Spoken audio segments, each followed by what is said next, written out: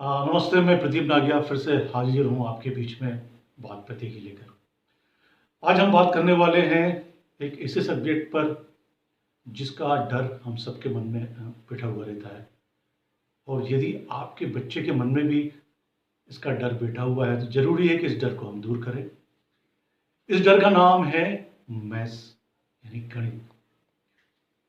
देखने में ये आया है कि छोटे छोटे बच्चों के मन में गणित का डर होता है। छोटे छोटे बच्चों ही नहीं, जब हम थोड़े से बड़े हो जाते हैं तब भी हम मैथ्स के नाम पर बहुत डरते हैं। और ये वीडियो प्रयास है कि आप अपने बच्चों के मन से गणित का डर दूर कर दें। और गणित कोई हवा नहीं है, कोई कठिन सब्जेक्ट नहीं है। इस वीडियो के माध्यम से मैं आपको बहुत छोटी छोटी सी टिप्स दूंगा और कोशिश करूंगा कि इन प्रयासों के माध्यम से आप अपने बच्चों के मन में से इस डर को दूर भगा दें। सबसे पहले तो आप अपने बच्चे को जो गणित मैथ्स के बेसिक हैं वो समझाइए। उसके बेसिक सिद्धांत क्या है। हम करते क्या है कि बच्चे को वो समझाने की कोशिश करते हैं जो बच्चा समझ नहीं पाता। हम उसको एक अमूर्त मतलब जो दिखाई नहीं देता वहाँ से शुरू करते हैं। जैसे हम बोलते हैं 2+2 = 4। बच्चा ये तो समझ जाता है कि 2+2 = 4, लेकिन ये क्या है, 2+2 = 4 क्यों है। तो हम उस बच्चे को ये बता सकते हैं कि ये क्यों आया। हम कोई भी 4 चीज़ें ले सकते हैं। जैसे मान लीजिए बच्चों को चॉकलेट्स बहुत प्रिय होती है, हम 4 चॉकलेट रख दें और बच्चे को काउंट करने को बोलें कि 1 2 3 4, 2+2 = 4, इसलिए 4 होता है। जब बच्चा कोई चीज़ सामने देखेगा तो वो गणित को आसानी से समझ पाता है। तो ऐसे ही उदाहरणों के द्वारा बच्चे के जो मन में गणित का डर है वो दूर किया जा सकता है। बच्चों को गणित एक वजह से और कठिन लगती है। उसका कारण ये है कि बच्चे, इवन हम लोग भी क्या समझते हैं कि गणित भी और सब्जेक्ट जैसा है, जैसे साइंस, एसएसटी, तो हम उसे याद करने की कोशिश करते हैं। मैंने तो यहाँ तक देखा है कि बच्चे उसके जो स्टेप्स होते हैं उसका आंसर होता है उस तक को रट लेते हैं और उन्हें मालूम ही नहीं होता है कि ये सारी चीज़ें कहाँ से आई हैं। तो सबसे ज़रूरी चीज़ है कि हम उन बच्चों को समझाएं कि ये रटने या याद करने की चीज़ नहीं है, ये समझने की चीज़ है। यदि बच्चा इन चीज़ों को समझ जाएगा तो फिर उसे दिक्कत नहीं होगी। उसे करना क्या है, उसे याद नहीं करना है तो उसे क्या करना है, उसको ज़रूरत होती है पी की, मतलब प्रैक्टिस, अभ्यास कीजिए। जी हाँ, मैथ्स में सबसे ज़रूरी होता है अभ्यास।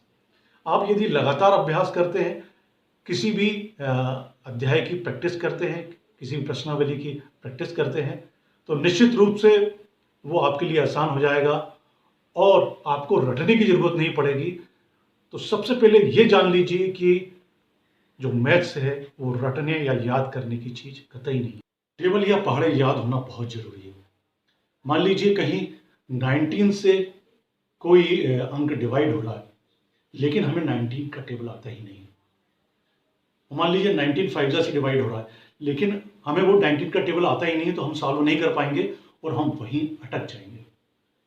और यदि 19 5 आता है तो हमें तुरंत मालूम पड़ जाएगा इतने से डिवाइड होगा और वो हमारे लिए बहुत आसान हो जाएगा। इसलिए यदि आपको टेबल्स या पहाड़े नहीं आते हैं तो आज से ही याद करना शुरू कर दीजिए। और यदि आप पेरेंट्स हैं तो अपने बच्चों को आज से ही तैयार करना शुरू कर दीजिए कि उन्हें पहाड़े या टेबल्स याद हो। इसके साथ साथ गणित में एक बहुत जरूरी चीज होते हैं, वो होते हैं फार्मूले या सूत्र। बहुत सारे सवाल ऐसे होते हैं जो फार्मूले या सूत्र पर आधारित होते हैं, चाहे वो ट्रिग्नोमेट्री का हो, चाहे क्षेत्रफल का हो। ऐसे बहुत सारे सवाल होते हैं, या ब्याज का हो। बहुत सारे सवाल ऐसे होते हैं जो बिना सूत्र के आपको याद नहीं है सूत्र, ये तो वो आप हल कर ही नहीं पाएंगे।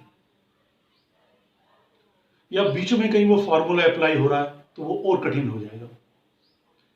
तो आपको गणित को सरल बनाने के लिए, उसका डर हटाने के लिए, गणित को अपना दोस्त बनाने के लिए पहाड़े, टेबल्स और फार्मूले जरूर याद करना चाहिए।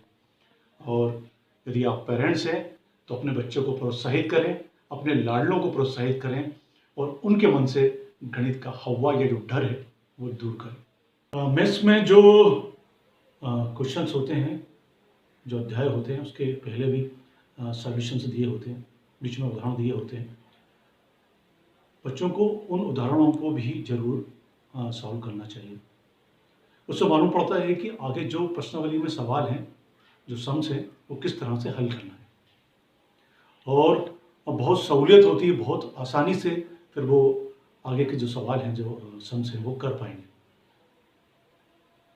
इसके अलावा कई बार ऐसा होता है कि हमें कोई एक चैप्टर बहुत कठिन लगता है।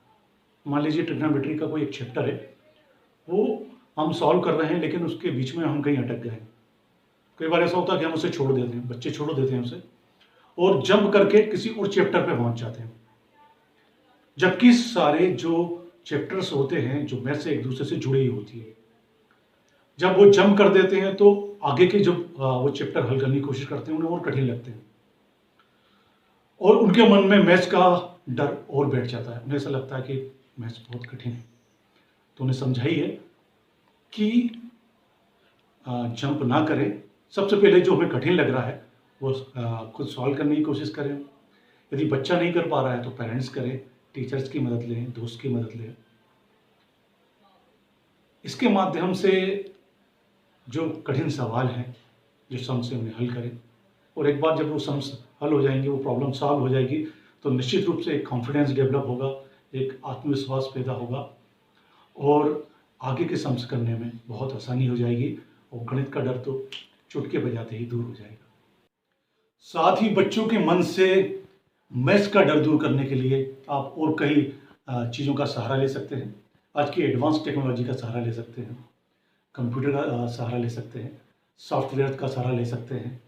इसके अलावा यूट्यूब के माध्यम से भी वीडियो दिखाइए, और कुछ कठिन हो तो वहाँ पर बहुत सारे वीडियोज़ होते हैं जो संबंधित टॉपिक्स से होते हैं। वो टॉपिक्स आपकी जो प्रॉब्लम है सवाल की, उसको समझाते हैं। आपकी जो प्रॉब्लम होगी वो दूर हो सकती है उससे। तो बच्चों को यूट्यूब के माध्यम से भी हम बहुत सारे समझा सकते हैं, तो यूट्यूब का सहारा ले सकते हैं। डीवीडीज आती है, डीवीडीज का सहारा ले सकते हैं। इसके अलावा बच्चों का जो बाल मनोविज्ञान है, कि बच्चों का जो डर है, तो उसे आप बच्चों को प्रोत्साहित कीजिए कि मैथ्स जो गणित है वो बहुत कठिन नहीं है, आपको निरंतर अभ्यास करने की ज़रूरत है।